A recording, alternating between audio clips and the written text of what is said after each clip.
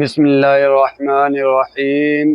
السلام علیکم ورحمۃ اللہ وبرکاتہ۔ کیسے ہیں دوستو؟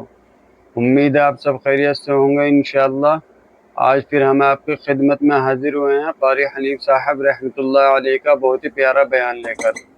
بہت پیارا بیان ہے، بیان پورا مکمل سنیں دوستو، انشاءاللہ فائدہ ہوگا۔ اور بیان اچھا لگے تو لائک کریں، شیئر کریں اور چینل کو سبسکرائب کریں برائے مہربانی۔ اور زیادہ دیری نہ کرتے ہوئے بیان شروع کرتے ہیں۔ فرمایا کھلانے والا میں، پلانے والا میں، بیمار ہو جاؤ شفا دینے والا میں۔ اللہ لطیف بعبادہ یرزق من یشاء۔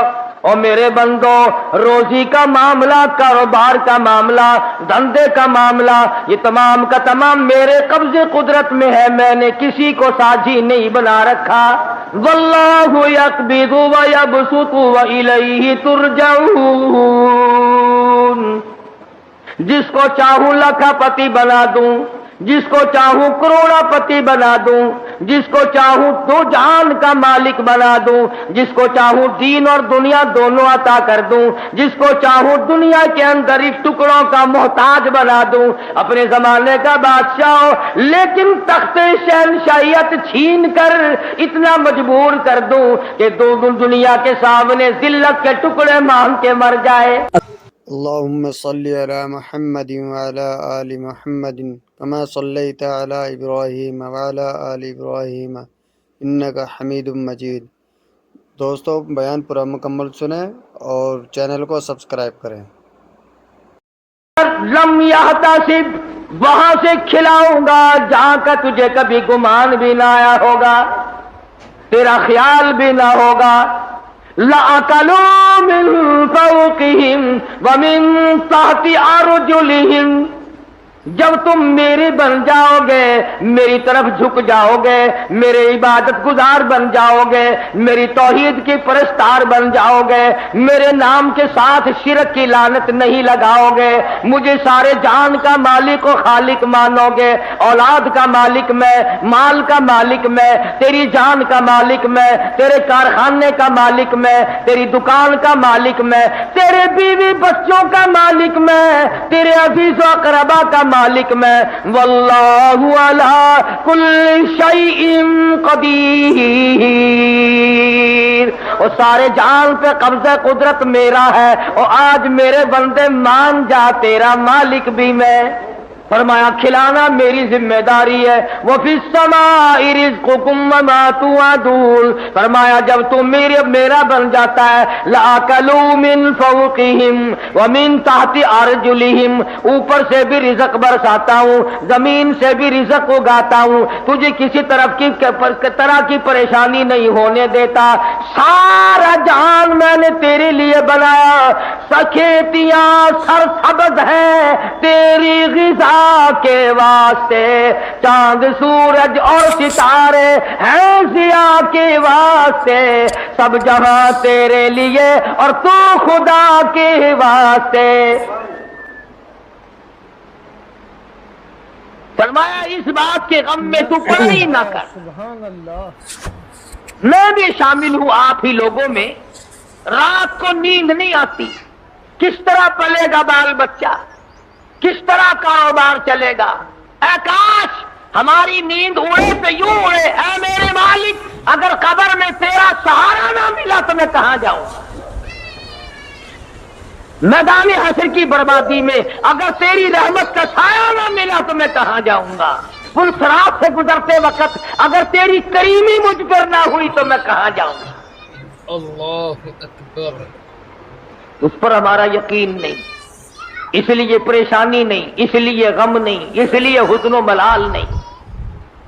حضرات صحابہ اکرام رضوان اللہ تعالی علیہ مجمعین کی جماعت ان تمام چیزوں کو سمجھ چکی تھی۔ نبی کی تعلیمات کا صحیح اثر ان پہ ہوا، انہوں نے ظاہری باطنی اخلاقی سیاسی مادی طور پر حضور کی تعلیمات کو قبول کیا۔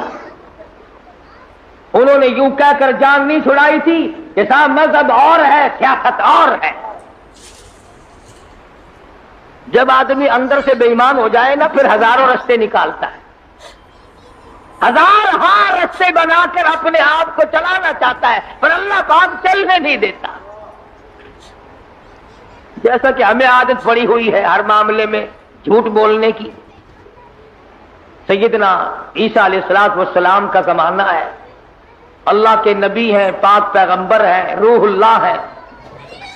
ایک خادم ساتھ رہتا تھا، عیسیٰ علیہ السلام نے 3 روٹیاں پکوائیں اور اس خادم کے حوالے کر دی کہ ان کو پلے باندھ لے، راستے میں کام آئیں گی۔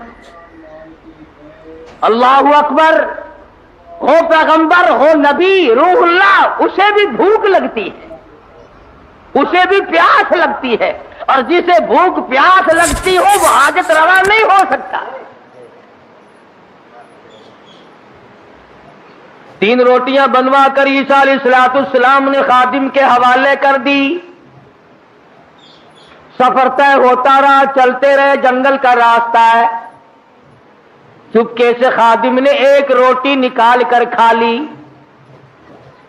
کسی درخت کے نیچے جا کر چھاؤں میں عیسیٰ علیہ السلام بیٹھے، فرمایا روٹی لے آ۔ جب نکال کے دیکھی تو 2 نکلی۔ عیسیٰ علیہ السلام فرمانے لگے گرتی تو تینوں گر جاتی، یہ تیسری روٹی کہاں گئی؟ کہنے لگا اللہ پاک کی قسم ہے میں نے تو نہیں کھائی۔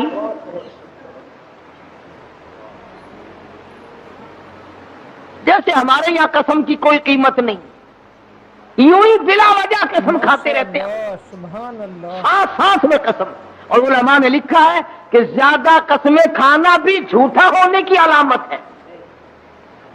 جو ہر عام قسمیں کھاتا ہے اس کو خدا کی قسم سے کیا آر ہے، کیا غیرت ہے اس کو۔ تو عیسیٰ علیہ السلام سمجھ گئے کہ اس نے جھوٹ بولا ہے، اور جھوٹ بولنے والا اگر میری ساتھ رہا تو کہیں خدا کا مجھ پر عتاب نہ آ جائے۔ نبی ڈرتا ہے اس بات سے کہ میرے ساتھ جھوٹ بولنے والا نہ رہے، کہیں اس کی وجہ سے اللہ کی ناراضگی نہ آ جائے۔ کبھی ہم نے بھی سوچا کہ یہ سوسائٹی، یہ مجلس، یہ معاشرہ، یہ ماحول جو ہر وقت جھوٹ کی طرف گامزن ہے، ہم اس سے بچنے کی کوشش کریں؟ کبھی نہیں۔ کہتے کیا کریں جی، آخر زمانے کی رفتار ہے، زمانے کے حالات کے ساتھ ساتھ چلنا پڑے گا۔ اگر قیامت میں اللہ پاک نے یہ فرما دیا کہ زمانے کی رفتار ہے، سب کو جہنم میں جانا پڑے گا، پھر کیا ہوگا؟ تو اللہ کے پیغمبر نے معجزہ دکھایا۔ عیسیٰ علیہ السلام کا ایک معجزہ یہ بھی تھا کہ مٹی کی ڈھیری بنائی اور فرماتے تھے اللہ کے حکم سے سونا بن جا، بس وہ سونا بن جایا کرتا تھا۔ جب سے یہ واقعہ تفسیر میں نے سنا، کئی مرتبہ میرا دل کرتا ہے اگر کوئی وظیفہ بتا جاتے سونا بنانے کا تو میں بھی پڑھ لیا کرتا، اور تم سارے میرے پاؤں دباتے آ کر یہ سونا بنانے کا وظیفہ ہمیں بھی بتا دیں۔ صلاۃ الحاجات پوچھنے کوئی نہیں آتا، صلاۃ التسبیح پوچھنے کوئی نہیں آتا، خدا کو منانے والی نماز پوچھنے والا کوئی نہیں آتا، خدا کے نام پر صحیح خیرات کرنے کا مسئلہ پوچھنے کوئی نہیں آتا، زکات دینے کا صحیح مسئلہ پوچھنے کوئی نہیں آتا۔ اگر میں سونا بنانا سیکھ جاتا تو سارا پاکستان اور بلکہ دوسرے ملکوں کے لوگ بھی الحمدللہ یہاں میرے قدم اور پاؤں پکڑتے۔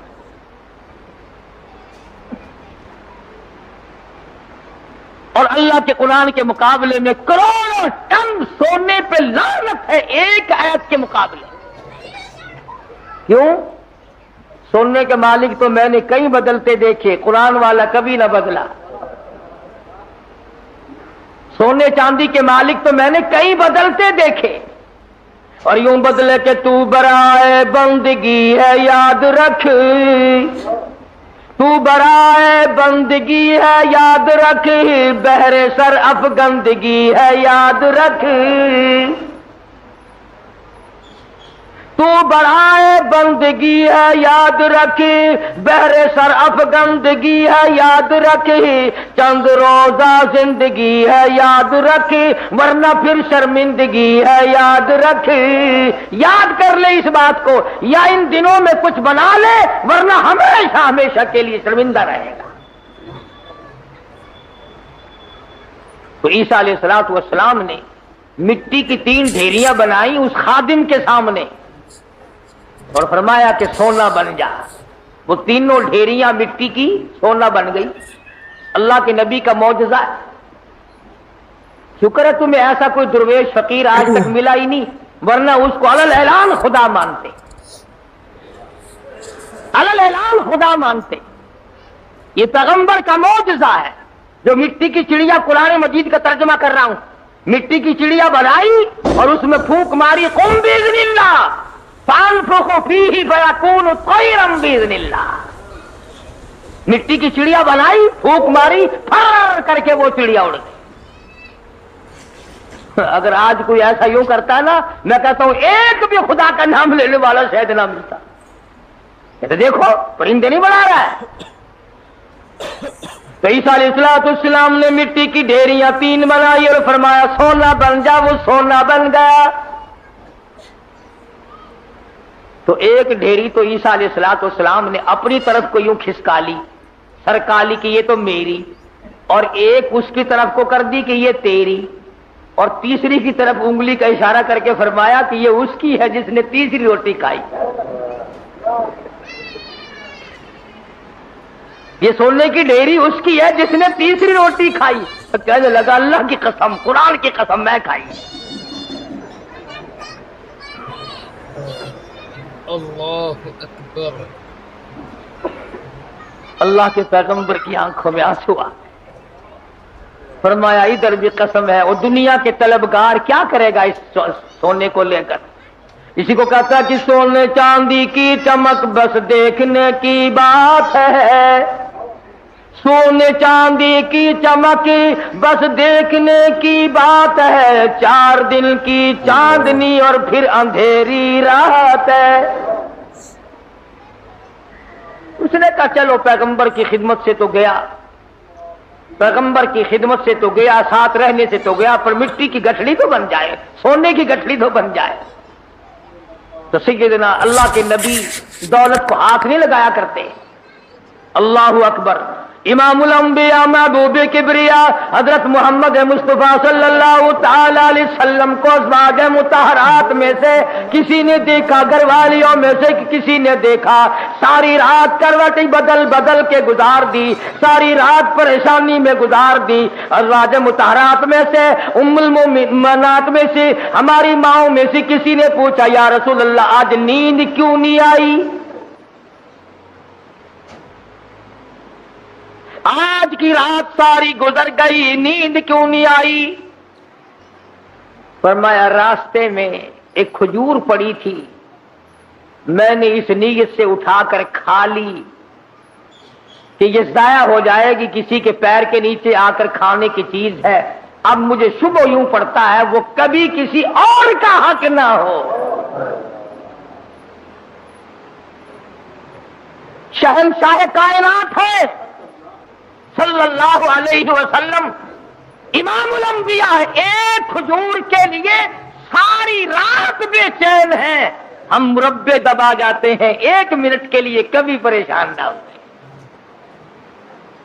ہم ہزاروں کھا جاتے ہیں، لاکھوں مار جاتے ہیں. تو بھی تو اسی نبی کا امتی ہے. مدنی کریم صلی اللہ تعالی علیہ وسلم نے فرمایا ایک دانہ جب آدمی کے حلق کے نیچے حرام کا جاتا ہے، اللہ میاں کی طرف سے اس کی طرف عذاب آنا فوراً شروع ہو جاتا ہے. تو عیسیٰ علیہ السلام نے جب اس نے خادم نے کہا نا، عیسیٰ علیہ السلام نے فرمایا کہ یہ تیسری سونے کی ڈھیری اس کی ہے جس نے تیسری روٹی کھائی. کہنے لگا اللہ کی قسم میں نے کھائی ہے. تو عیسیٰ علیہ السلام نے وہ سونے کی ڈھیریاں دوسری بھی، تیسری بھی، پہلی بھی، تینوں اس کی طرف سرکا دی، کھسکا دی. فرمایا تجھے مبارک ہو سونا، تو ہی لے جا، میں کیا کروں گا. تو وہ دل میں بڑا خوش ہوا، کبھی گٹھڑی مل گئی سونے کی، مزے ہو گئے. چلو نبی کی خدمت تو محروم ہو گیا، مگر سونے کی تو پن مل گئی نا. اس نے گٹھڑی بنائی سونے کی اور لے کے چلا. سامنے سے 3 ڈاکو آتے ہوئے مل گئے. انہوں نے کہا کیا ہے؟ انہوں نے کہا اگر میں نہیں بتاؤں گا تو یہ پکڑ کے دیکھ لیں گے، یہ 3 ہے میں 1 ہوں. کہنے لگا سونا ہے. وہ لگے سر آنکھیں بدل لے. کہنے لگا بھی مارنے کی کوئی ضرورت نہیں، بہت بڑا سونا ہے، تینوں تین اتحاد ہو جائیں گے، دو آئے تھے، تین حصے کر لیں گے تینوں، کوئی مارنے کی قتل کرنے کی ضرورت نہیں۔ آج کل کا زمانہ تو تھا ہی نہیں جو مرنے کے بعد تلاشی لیں گے۔ پچھلے سال ساہیوال میں ایک آدمی کو قتل کیا، جب تلاشی لی تو 10 پیسہ نکلا۔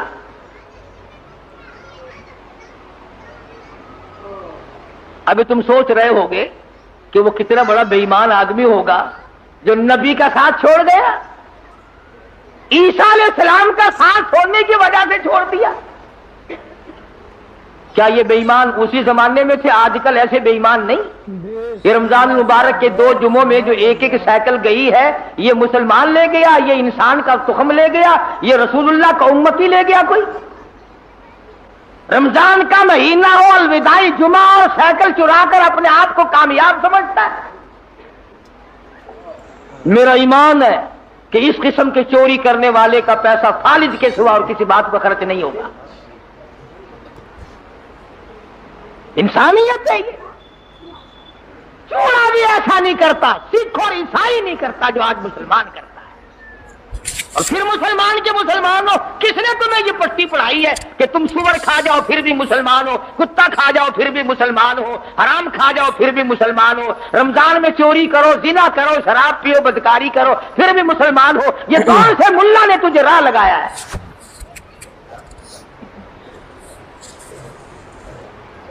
اسی لیے تو ان مولویوں سے لوگ خوش ہیں، بس وہ کہتے ہیں جی کبوتروں کے لیے پیسے دو، میں دانا جا کے ڈالوں گا بیت اللہ کو، ساری عمر شراب پیو، جوا کھیلو، حرام خوری کرو، بس کبوتر دانا کھا کے بیت اللہ کے کنگورے تے بہ کے آنکھ دے گا میں ہوں وہ دانا کھا بیٹھا جڑے ویلے تائی تو انہیں بس کے نہیں، میں تیرے کعبے تو لاندہ نہیں۔ تو خود ٹھگ ہے، اسی لیے بڑے بڑے ٹھگ جو چاروں طرف پھرتے انہی کے قابو آتا ہے۔ 2 آدمیوں کے مطلب کا تو رہ گیا، یا ویزا بنوانے والے کا اور یہاں تیرے باپ کو جنت میں داخل کرانے والا ملا، جو 2 آدمیوں کا ٹھیکہ رہ گیا، سارے ٹھیکے ختم ہو گئے۔ ایمان نہیں ہے، دماغ میں کھوپڑی میں دماغ نہیں ہے، اللہ کے قرآن کا کوئی پتہ نہیں کہ وہ تجھے کیا فیصلہ دیتا ہے۔ وہ کہنے لگا بھی مارنے دھاڑنے کی کوئی ضرورت نہیں، سونا بہت ہے، 2 تم ہو 1 میں ہوں، حصے کر لیں گے 3۔ انہوں نے کہا چلو ٹھیک ہے، ہاتھوں سے کھلتے ہو تو دانت نہیں لگانے چاہیے، جب یوں ہی مل رہا ہے تو کیا ضرورت ہے مارنے کی؟ بھوک تو لگتی، راستے میں چلتے چلتے اس کی بھوک لگی، شہر کے قریب گئے تو ایک کو کہنے لگا جاؤ تو روٹی پکوا کے لا شہر سے۔ 2 ماں کسی درخت کے چھاؤں میں بیٹھ گئے، سو گئے۔ دنیا ساری پر مکر ہے، دنیا ہی نام فتنے کا نام دنیا ہے۔ وہ جو شہر میں روٹی پکوا رہا ہے نا، وہ سوچنے لگا آرام سے سوئے پڑے ہیں چھاؤں میں دھوپ میں پھر رہا ہوں، پریشان ہو رہا ہوں، اپنی تو روٹی کھا لوں، یہاں ان کی روٹیوں میں زہر ملا کے لے جاؤں، کھاتے ہی سو جائیں گے، سارا سونا میرا، ساری دولت میری، تمام کا تمام میرا ہی ہو جائے گا۔ دماغ نے اجازت دے دی، ٹھیک ہے کرو ایسا۔ اپنی روٹی وہاں کھا لی، ان کی روٹیوں میں زہر ملا کے لایا، اور یہ دونوں آپس میں کہنے لگے جنگل میں پڑے ہم، اس شہر میں فلودہ کھا رہا ہوگا، خدا جانے کیا کیا اڑا رہا ہوگا مزے، بڑا چٹورا ہے، دیر لگا دیے، دیکھ لو کھانے پینے میں مصروف ہے بھائی۔ ایک کہنے لگا میں بتاؤں ترکیب، اس نے کہا کیا آوے نا، اب تبا کر کے مارو تلوار، گردن دور جا کے پڑے گی، آپ دونوں آگ دعود ہو جائیں گے نصف نصف۔ انہوں نے تلوار تیار کر لی، وہ زہر ملا کے لایا، اسی کا نام تو دنیا ہے۔ فرمایا قل متاع الدنیا قلیل والآخرۃ خیر لمن اتقى ولا تظلمون فتیلا۔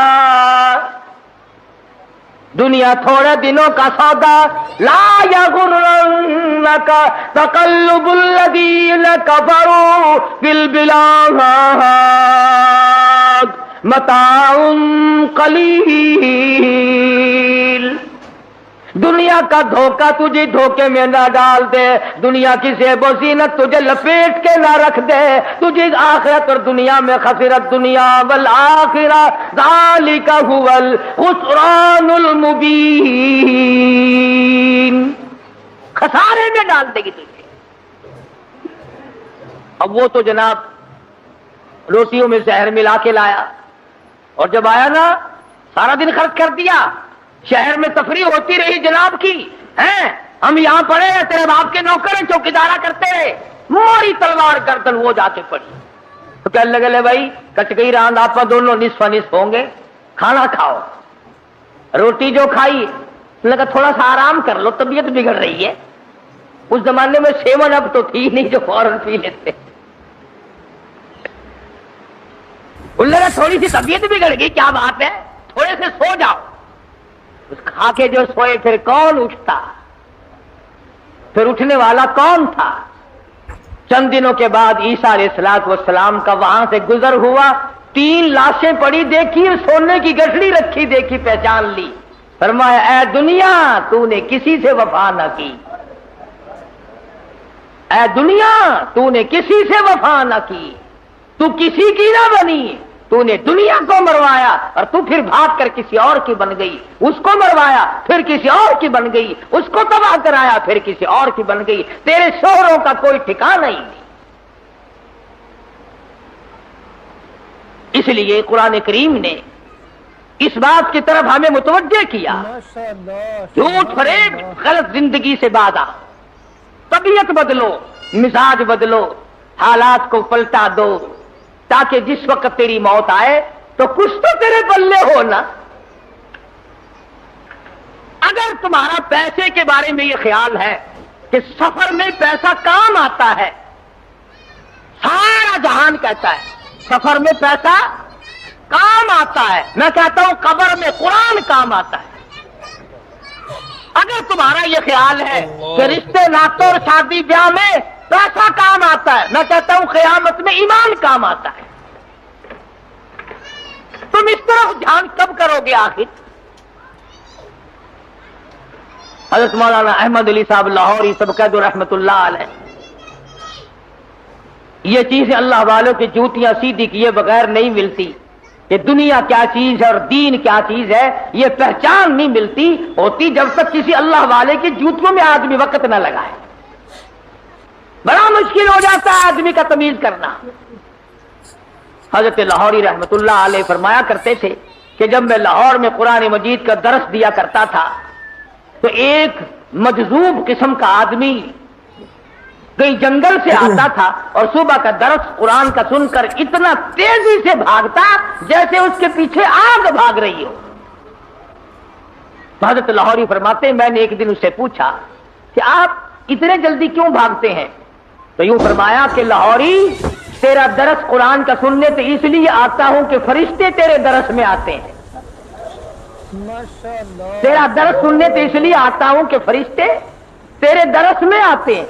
اور بھاگتا تمام لوگ بتاتے ہیں، مفتی صاحب بھی بتاتے تھے کہ جیسے ہی مجمع میں وہ رومال آیا ساری مسجد خوشبو سے معطر ہو گئی۔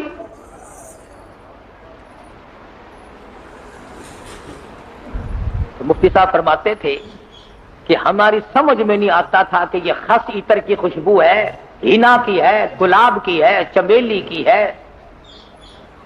دربار کی ہے، زعفران کا عطر ہے، کستوری ہے، عنبر ہے، کیا چیز ہے، خوشبو نرالی ہے۔ اور جو طالب علم پڑھ رہے تھے اس زمانے میں آخری دن تھا، ختم قرآن مجید تھا، ان طالب علموں نے مجھے بتایا کہ اتنی تیز خوشبو دماغ پرور، روح پرور کبھی نہیں سونگی۔ تو مفتی صاحب فرماتے تھے کہ میں نے مولانا عبید اللہ انور سے پوچھا کہ حضرت رومال تو ہم نے اس قسم کے بہت دیکھے، رومال تو اس قسم کے ہم نے بہت دیکھے، مگر یہ خوشبو آپ نے کہاں سے لگائی ہے اس میں؟ رومال تو عام دنیا لیے پھرتی ہے، مگر یہ خوشبو آپ نے کہاں سے لگا دی اس میں؟ اتنی بہترین خوشبو ہے، روح پرور خوشبو ہے، من باتی خوشبو ہے، اور ساری مسجد اندر سے باہر سے برآمدہ جتنا بڑا مجمع ہے سارے کا سارا معطر ہے۔ یہ خوشبو کہاں سے لگائی؟ تو مولانا عبیداللہ انور نے رو دیا اور فرمانے لگے کہ ابا جان کو جب آخری وقت میں تختے پر غسل دیا تھا اس رومال سے میں نے حضرت لاہوری کی داڑھی کا پانی خشک کیا تھا، 17 سال گزر گئے، اس دن سے لے کر آج تک اس رومال سے یوں ہی خوشبو آتی ہے۔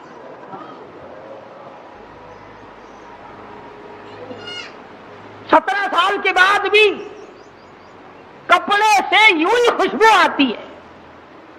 کئی لوگ ہمیں کیا دیتے ہیں کہ یہ قاری حنیف تو ولیوں کو نہیں مانتا، لو دیکھو میں تو ولیوں کی داڑھی کے اندر سے اتنی خوشبو مانتا ہوں کہ جو دنیا میں نہیں ملتی۔ پر ولی ہونا ننگا تو نہ ہونا، ولی ہو، اللہ والا ہو، سرکار مدینہ کا غلام ہو، قرآن کا خدمت گزار ہو، ساری عمر قرآن کے آگے قرآن ہاتھ میں لے کر اور قرآن کریم پہ عمل کرتے ہوئے گزارتے۔ لاہوری اتنا بڑا ولی تھا، ملک امیر محمد خان گورنر پنجاب حضرت لاہوری کی خدمت میں آیا، سمجھدار آدمی تھا۔ یہ پچھلے لوگ پھر بھی اللہ والوں کی قدر کیا کرتے تھے، اب جیسا گپلا تو کبھی بھی نہیں بچا۔ حضرت لاہوری سے عرض کیا نواب گورنر پنجاب نے کہ میری بچی کا نکاح آپ نے پڑھانا ہے، میری بچی کا نکاح آپ نے پڑھانا ہے۔ تو فرمایا کچھ شرطیں ہیں میری، میرے جیسا ہوتا تو اسی وقت اچھا جی سبحان اللہ سبحان اللہ، گورنر صاحب کی بچی کا نکاح میں پڑھاؤں، سارے پاکستان میں چرچا ہوگا، اخبار میں فوٹو آئے گا، ہزاروں نکاح لوگ مجھ سے اور پڑھوائیں گے، آمدنی کا ذریعہ بڑھے گا۔ سبحان اللہ، لگ جاتا پیچھے میرے جیسا ملا ہوتا کوئی۔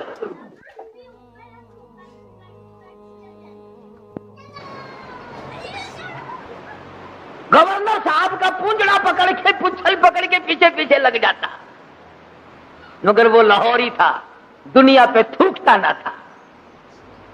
کہا گورنر صاحب 3-4 شرطیں ہیں میری، پہلی شرط تو یہ ہے کہ تمہارا وہ جو آئلی قوانین کا فارم ہے میں اس پہ دستخط نہیں کروں گا، اور دوسری شرط یہ ہے کہ ایک ٹیڈی نہیں لوں گا، اور تیسری شرط یہ ہے کہ اس مجمع میں عورت نہ ہو، اور چوتھی شرط یہ ہے کہ 10 منٹ سے زیادہ نہیں ٹھہروں گا۔ جس کے دل میں قدر ہوتی ہے وہ ساری شرطیں ماننا کرتا ہے۔ کہنے لگا بالکل ٹھیک ہے، 10 شرطیں اور بتاؤ، ساری مانوں گا، لیکن نکاح آپ سے پڑھوانا ہے، نکاح آپ سے پڑھوانا ہے۔ آج کل نکاحوں کا بھی کیا معاملہ ہے۔ میں بیری والی میں خطیب تھا، اس محلے میں ایک شادی ہوئی تو نکاح کے لیے مجھے بلایا، برات آئی تھی لاہور سے، سارے یہ پتلونوں والے تھے، کھینچے کھچائے، جیسے گھوڑے کا ساتھ نہیں کھینچا رہتا ٹانگے والے گھوڑے کا، بالکل کسا ہوا ساتھ۔ اب کھڑے سارے، مجھے بیچ میں کھڑا کر لیا، انہوں نے کہا ہاں جی پڑھو نکاح۔ میں نے کھڑے کھڑے کہ ہاں اور کیا؟ میں نے کہا یارو ایسا نکاح سیکھا ہی نہیں جو کھڑے کھڑے پڑھا دوں۔ میں نے کہا یاد رکھو اگر میں نے کھڑے کھڑے نکاح پڑھا دیا نا، یہ دلہا اور دلہن ساری عمر بھاگتے ہی پھریں گے، ٹھہرنے کے نہیں۔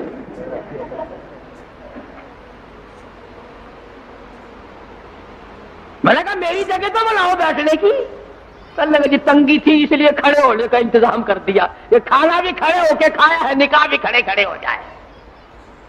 میں نے کہا میں تو ڈرتا ہوں تم سارے کام کھڑے کھڑے نہ کر شروع کر دینا، پھر تو کام چلے گا ہی نہیں، کوئی اعتبار نہیں تمہارا۔ آخر بڑی مشکل سے میرے بیٹھنے کی جگہ بنائی۔ کہنے لگا کہ دلہا تو کھڑا رہا ہے۔ میں نے کہا نکاح تو اسی کا ہے نا، یہ نکاح ہی میں کھڑا ہوا پڑھا دوں گا، کھڑا ہوا نکاح پڑھا دوں گا پھر۔ اور بڑی مشکل سے یوں پیر پھیلا کر، جیسے کتا نہیں بیٹھتا اس نے یوں پیر پھیلائے، پیچھے سے پڑاخ کر کے پتلون پھٹ گئی۔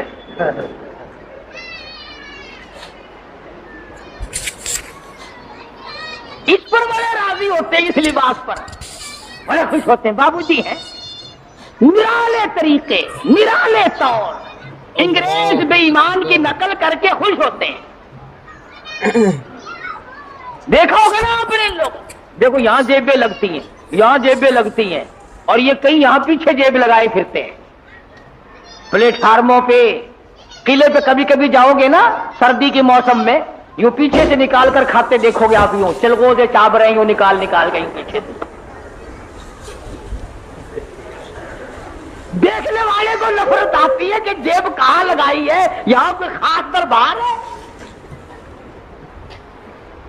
نوٹ بھی یہیں سے نکال کے دیتے ہیں۔ پچھلے دنوں میں پشاور جانے لگا تو وہ ٹکٹ اوکے کہتے ہیں، ٹکٹ اوکے کراتے ہیں نا، تو چانس کے لیے ایک بابو جی کھڑے تھے، اس نے کہا اچھا جی پیسے نکالو آپ کو ٹکٹ، میں بالکل ملا ہوا کھڑا تھا نا، وہ یوں جھکا، میں نے کہا شاید کوئی نیچے کاغذ گر گیا، میں کھڑا تھا اس کے دائیں طرف، نیچے جھک کر یوں پیچھے کو ہاتھ کیا، میں نے کہا لو بدبخت پیچھے سے نکال لے گا پیسے، یہ کیا تہذیب۔ تو گورنر پنجاب نے، اللہ اس کی مغفرت فرمائے، ہم سب گناہگار ہیں، بہرحال جب تک ملک امیر گورنر پنجاب کا رہا، گورنر ہاؤس میں عورت قدم نہ رکھ سکی، عورت ذات قدم نہ رکھ سکی، اور جب یہ اللہ تڑلے آئے پھر یہ عورت کے بغیر لیٹرین میں بھی نہ گئے۔ میں عرض کر رہا تھا، بات کسی اور طرف چلی گئی کہ حضرت لاہوری رحمت اللہ علیہ نے ایسے وقت میں بھی وہ بادشاہوں کے سامنے، وہ گورنروں کے سامنے، وہ طالب علم اور فقیروں کے سامنے یکساں ولی تھے، بدلہ نہیں کرتے تھے۔ چنانچہ وہی شرطیں پوری ہوئی، حضرت نے جا کے نکاح پڑھا دیا۔ تو مولانا عبید اللہ انور فرماتے تھے کہ ابا جان کو جب غسل دیا گیا تو آخری وقت میں نے اس رومال سے داڑھی صاف کی تھی، 17 سال گزر گئے، ہمیں آج تک عطر خریدنے کی ضرورت نہیں پڑی، اور قبر کی مٹی سے بھی خوشبو آئی۔ لوگوں نے کہا کسی مرید نے سینٹ پھینک دیا ہوگا، لیبارٹری والوں کو مٹی دی گئی، انہوں نے ریسرچ کی، تحقیق کی، تفتیش کی، اور رپورٹ یہ دی یہ وہ خوشبو ہے جس کا دنیا میں وجود ہی نہیں۔ اس لیے میں نے یہ آیتیں آپ کے سامنے رکھی کہ کتنا ربنا ربنا آدمی کرتا ہے، مگر اس وقت کے ربنا سے کچھ نہیں بنے گا۔ اب کی یا ربی سے بہت کچھ بن سکتا ہے۔ وقت ہے مانگ لے، وقت ہے کمائی کر لے، وقت ہے ان راتوں میں کچھ کمائی کر لے، وقت ہے ان دنوں میں کچھ کمائی کر لے، وقت ہے دولت کما لے، قبر بنا لے، حشر بنا لے، قیامت کے دن کا سایہ تیار کر لے، قبر کے لیے بچھونا اور بستر بنا لے، روشنی اور لالٹین کا انتظام کر لے۔ اب وقت ہے موت کے وقت کی پیاس کے لیے آب زمزم تیار کر لے۔ تمام چیزوں کا وقت آج ہے،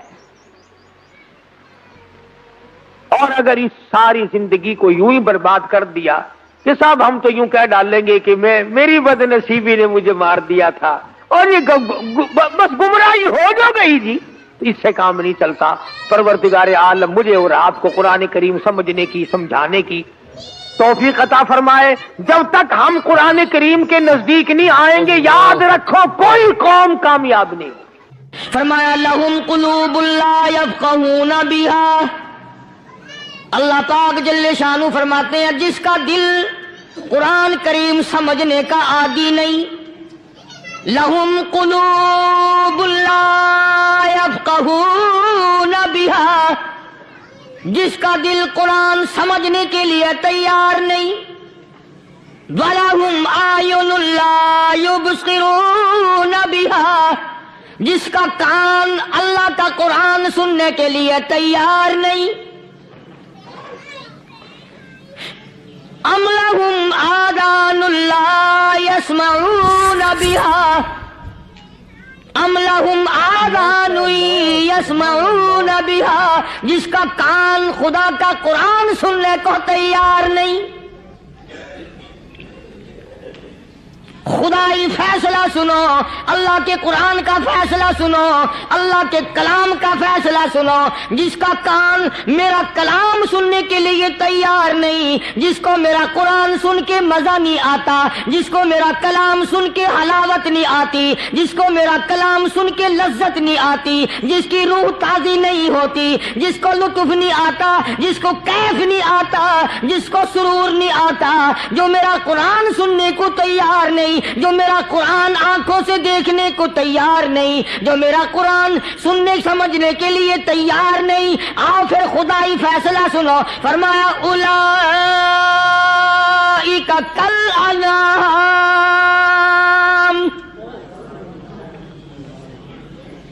میرا فیصلہ نہیں، کسی پارٹی کا فیصلہ نہیں، کسی فرقے کا نہیں، کسی طبقے کا نہیں، کسی جماعت کا نہیں۔ فرمایا اولئک اولئک الانعام۔ پیدا کرنے والا مالک و خالق کہتا ہے مجھے اپنی کبریائی کی قسم یہ سارے جانور ہیں،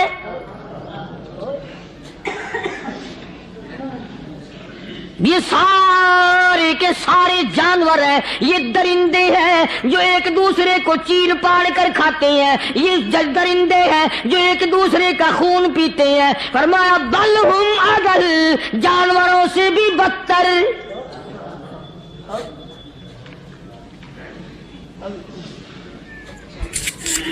جس کے دل میں قرآن سن کر ترس نہیں، جس دل میں رحم نہیں، اپنے سے کمزور دیکھ کر جس کے دل میں شفقت نہیں، مہربانی کا مادہ نہیں، فرمایا وہ کوئی بندہ ہے، وہ تو جانور ہے۔ اور خدا قسم میں آ گیا، فرمایا بل ہم اضل، اس سے بھی بدتر۔ اللہ والے جو ہیں وہ ان خصلتوں کو دور کراتے ہیں، اور وہ آدمی کے مزاج اور دل میں سے ایسی چیزیں نکالتے ہیں جو اس کی بربادی کا ذریعہ بنتا ہے۔ دل کی بیماریوں کا کسی کو فکر نہیں، بخار ہو جائے آپ چڑھ جائے آپ کو پتہ چل جاتا ہے، نزلہ ہو جائے آپ کو پتہ چل جاتا ہے، کھانسی ہو جائے پتہ چل جاتا ہے، دل کی بیماریوں کا کیا پتہ چلے؟ اللہ اکبر۔ صحابہ اکرام رضوان اللہ تعالی علیہم اجمعین کی جماعت کے اللہ پاک کے محبوب حضرت محمد الرسول اللہ صلی اللہ تعالی علیہ وسلم نے دلوں کی صفائی کی۔ پہلے لوگ جھونپڑیوں میں کچے کوٹھوں میں رہتے تھے، نہ اتنی صفائی تھی نہ اتنی ترقی تھی۔ آج برتنوں کی صفائی دیکھو، کپڑوں کی صفائی دیکھو، مکان کی صفائی دیکھو، رات دن بس اسی دھندے میں لگے ہوئے، سارا دن برتن دھونے سے فرصت نہیں، سارا دن کپڑوں کے بناؤ اور سنوار میں فرصت نہیں۔ تو اللہ والے ایسے موقع پر بڑی عجیب بات کہتے ہیں، وہی مجذوب ہے، مجذوب علی رحمت کہتے ہیں بظاہر تو ہر شے میں بے حد صفائی، بظاہر تو ہر شے میں بے حد صفائی، مگر دل میں ہے گندگی انتہائی۔ بظاہر تو ہر شے میں چہرے کی صفائی، بدن کی صفائی، نہ جانے کتنی قسم کا صابن ہے، نہ جانے کتنی قسم کے پاؤڈر ہیں، نہ جانے کتنی قسم کے شیمپو ہیں، نہ جانے کتنے قسم کے کپڑے ہیں، کیا چال ڈھال ہے، کیا نئے نئے ڈیزائن ہے۔ مجذوب کہتا سب کچھ دیکھ لیا، بظاہر تو ہر شے میں بے حد صفائی، مگر دل میں ہے گندگی انتہائی۔ جس یار کی بیٹھک میں بیٹھ کے کھانا کھایا، جس رشتہ دار کی بیٹھک میں بیٹھ کے کھانا کھایا، اسی کی بہن کو دیکھ کر آبرو پہ ڈاکہ ڈالنے کا پروگرام ہے۔ جس دوست کے گھر میں بیٹھ کے کھانا کھایا، اسی دوست کی بیوی کی عزت لوٹنے کا پروگرام ہے۔ پرانے زمانے میں اب بھی دلی جیسے شہر میں اگر دعوت کی جاتی ہے تو وہاں ایک تشتری میں نمک آتا ہے سب سے پہلے۔ عام میں بھی دستور تھا پرانے زمانے میں، اگر کوئی دعوت کرتا، کوئی تقریب کرتا، سب سے پہلے نمک آتا تھا۔ ایک ایک انگلی ہر شخص نمک چاٹتا تھا۔ کیا مطلب؟ جس نے نمک چاٹ لیا اب وہ نمک حرامی نہیں بنے گا۔ اس گھر میں چوری کرنا، اس گھر کی آبرو کا غلط تصور لانا، اس گھر کے مال میں خیانت کرنا وہ حرام سمجھتا تھا جس گھر کا میں نے نمک چکھ لیا۔ اور مسلمانوں کی بات نہیں، ہندوؤں کی بھی یہ باتیں تھی۔ مولانا محمد علی صاحب جلندری سب قید رحمت اللہ علیہ فرمایا کرتے تھے کہ ایک سکھ تھا بہت بڑا ڈاکو، مسلمان اور ہندو مل کر اس کو ساتھ ملا کر کے لے گئے کہ یہاں اس گاؤں میں اس پنڈ میں ڈاکہ ڈالے۔ سفر کر کے گئے، تکلیف اٹھا کے گئے۔ اس سکھ ڈاکو نے پوچھ لیا کہ یہ کون سا گاؤں ہے کہ یہ فلانا ہے۔ اچھا سارے کے سارے یہ تلاش کرو، یہ سوچ بچار کرو، اپنے پنڈ کی، اپنے علاقے کی، کسی مسلمان کی، کسی ہندو کی، کسی سکھ کی، کسی چوڑے چمار کی اس گاؤں میں لڑکی تو نہیں؟ ہمارے یہاں سے کوئی لڑکی تو شادی ہو کے یہاں نہیں آئی ہوئی۔ उन सारों में से कहने लगा कि हमारे भंगी की लड़की जमादार की यहाँ आई हुई है। कहने लगा वापस चलो, बेटी बेटी है, चाहे भंगी की हो या नवाब की हो। अरे कल बेटी का डोला दिया था, आज धक्का डालेंगे, शर्म नहीं आएगी?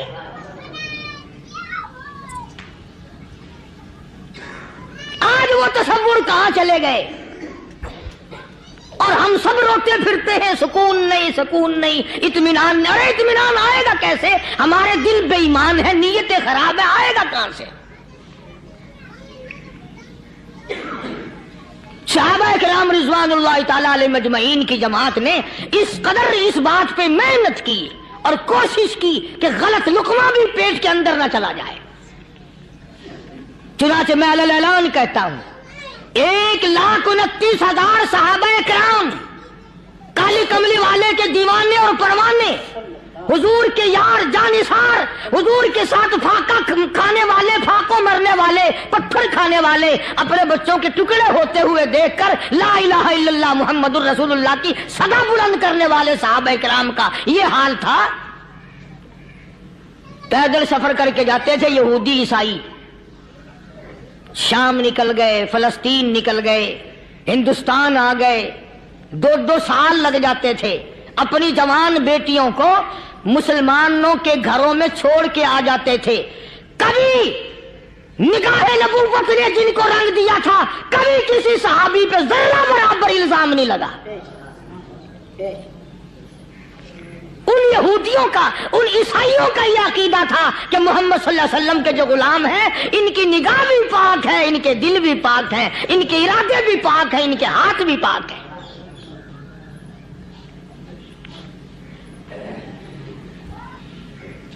मिस्र के गवर्नर ने, मिस्र के जनरल कर्नल ने खत लिखा सैयदना फारूक आजम रज़ी अल्लाह ताला अन्हु की खिदमत में। दौरे खिलाफत है हजरत फारूक आजम का। क्या खत लिखा कि हुजूर मुझे काफी वक्त गुजर गया है और फला इलाके में आपके हुक्म से हमने जाना है और रास्ता सिर्फ एक है और उस रास्ते में जाल बिछा दिया गया। अब मुझे मशवरा दे, मैं क्या करूं, हुक्म दे मुझे।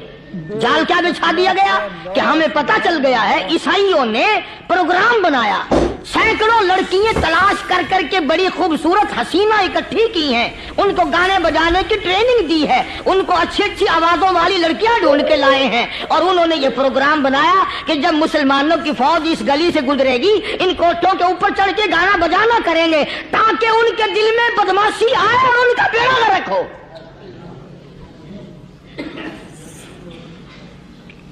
कभी काफिर का यह अकीदा था कि मुसलमान का दिल बिगड़ा तो ये गया, इसकी नीयत में खराबी आई और ये तबाह हुआ।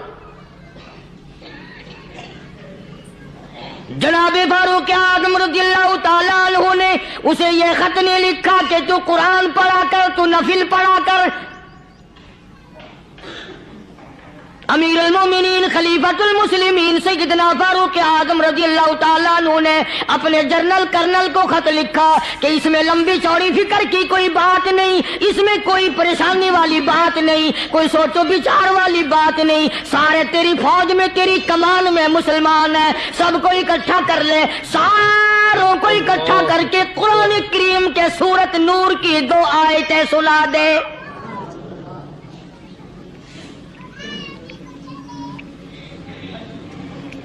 ये भी नहीं फरमाया कि सजा सुनाओ, इतने कोड़े लगेंगे, जो खिलाफ करेगा यूं कैद होगी, यूं कोर्ट मार्शल कर दिया जाएगा, कुछ नहीं। जनाबे फारूक आज़म रज़ियल्लाहु ताला अन्हु की राय देखो, उनके ख्याल में कुरान करीम में इतनी बड़ी ताकत है, इतनी बड़ी अजमत है, इतनी बड़ी करामत है, कलाम इलाही में इतना बड़ा शरफ है। ऐलान कर दिया, फरमाया अपने कर्नल को सारी फौज को, लश्कर को इकट्ठा करके कुरान करीम की फुला फुला आयत सुना दे।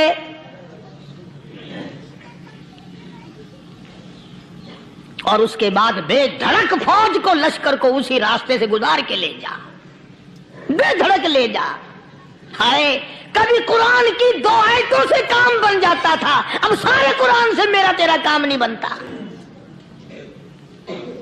कसूर कुरान का नहीं है, ये मेरा तेरा है। یہ تو اتنی وفادار کلام ہے، اتنی پاک کلام ہے، خدا کی قسم ہزاروں رجسٹروں کے گتے، ہزاروں چائے کے ڈبے، ہزاروں مٹھائی کے ڈبے، لاکھوں کروڑوں دوائیوں کے ڈبے گندے نالوں پہ، کوڑیوں پہ، روڑیوں پہ پڑے ہیں، اور جس گتے نے قرآن کے ساتھ یاری لگا لی، خدا کی قسم کوئی آدمی بغیر وضو اس گتے کو بھی ہاتھ نہیں لگا سکتا۔ ہزاروں نہیں لاکھوں کپڑے مارکیٹ میں پڑے، پر جس کپڑے نے قرآن سے یاری لگا لی، جو کپڑا جزدان بن کر قرآن پہ چڑھ گیا، لوگ اس کو بھی چومتے ہیں، اور چومنا چاہیے۔ یارو کپڑے نے قرآن سے یاری لگائی تو کپڑا عظمت والا بن گیا، گتے نے یاری لگا لی تو گتا بن گیا۔ ہزاروں قسم کے کاغذات روزانہ ذلیل ہوتے پھرتے ہیں، جس کاغذ پہ قرآن لکھا گیا وہ عظمت پا گیا، جس سیاہی سے قرآن لکھا گیا وہ سیاہی عظمت والی بن گئی۔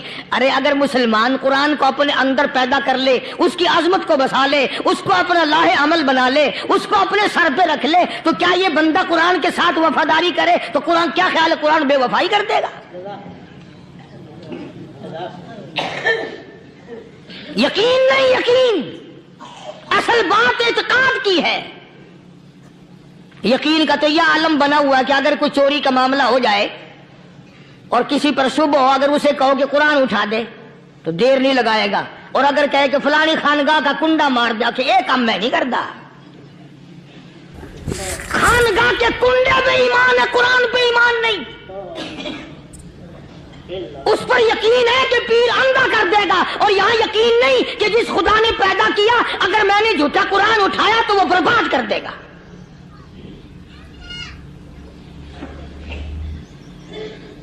عجیب عجیب لوگ ہیں۔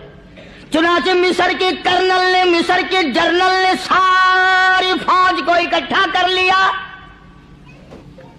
اس نے بھی یہ بات تو نہیں کہی کہ فاروق اعظم کو دوبارہ خط لکھتا کہ حضرت یہ تو 2 آیتیں آپ نے لکھی، یہ تو سارا قرآن روز پڑھتے ہیں، پر بنے گا کیا؟ جیسے فاروق اعظم کا یقین تھا، فاروق اعظم کی فوج کے کرنل کا بھی یقین ہے، فاروق اعظم کے فوج کے جنرل کا بھی یقین ہے۔ اس نے ساری فوج کو اکٹھا کیا، لشکر کو جمع کیا، اور اس کے بعد کہنے لگا قل للمؤمنین یغضوا من ابصارکم وَيَحْفَظُوا فُرُوجَهُمْ ذَلِكَ أَزْكَىٰ لَهُمْ إِنَّ اللَّهَ خَبِيرٌ بِمَا يَصْنَعُونَ۔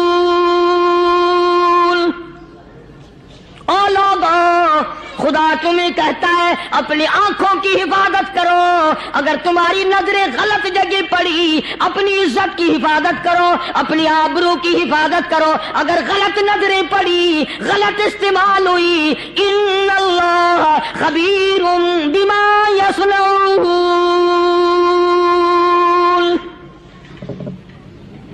اللہ پاک تمہاری ساتھ ساتھ ہے، وہ ہر چیز کو دیکھتا جائے گا، وہ ہر چیز تمہاری دیکھے گا۔ چنانچہ تاریخ شاہد ہے، ابن حشام نے لکھا ہے، ابن خلدون نے لکھا ہے، اور کئی مورخین نے لکھا ہے کہ جب مسلمان جنرل نے، مسلمان کرنل نے اپنی فوج کو قرآن کی 2 آیتیں سنائی اور اس کے بعد حکم دیا چلو، تمام کا تمام لشکر چل رہا ہے، ادھر ڈھول بجا، دھماکے بجے، گانا شروع ہوا، گانا بجانا شروع ہوا، ساری فوج نکل گئی، سارا لشکر چلا گیا۔ لڑکیوں نے دیکھا کہ یہ تو ختم ہو گئے، نیچے آواز دے کے کہنے لگی اور جانے والوں یہ ساری فوج کئی اندھوں کی فوج تو نہیں؟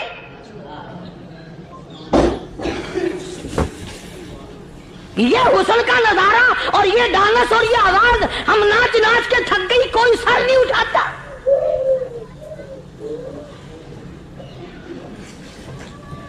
اور آج دیکھ لیں آپ، ہر گھر کے اوپر وہ لگا ہوا ہے ایریل، لعنت کا ایریل لگا ہوا ہے، لعنت کا ایریل۔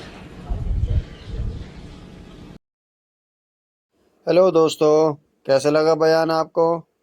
بیان اچھا لگا ہے تو پلیز لائک کریں، شیئر کریں اور کومنٹ بھی کریں، ٹھیک ہے دوستو؟ اور جاتے جاتے چینل کو سبسکرائب کریں تاکہ ہماری آنے والی ویڈیو آپ تک ڈائریکٹ پہنچ سکے۔ اوکے، انشاءاللہ کل ملتے ہیں، اللہ حافظ۔